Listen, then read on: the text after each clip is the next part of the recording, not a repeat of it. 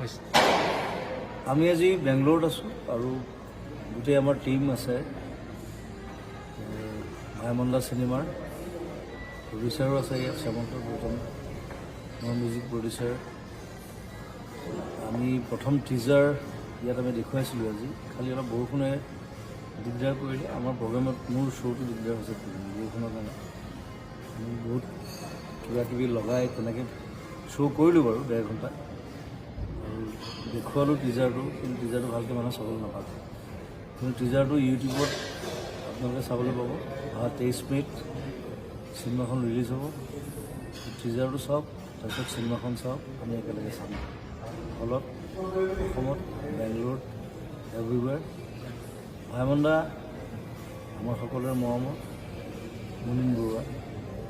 চ' তেওঁলোকে শ্ৰদ্ধা জনাইছোঁ আৰু একেলগে 23 মে'ত আমি হলত চিনেমাখন চাম thank you and love U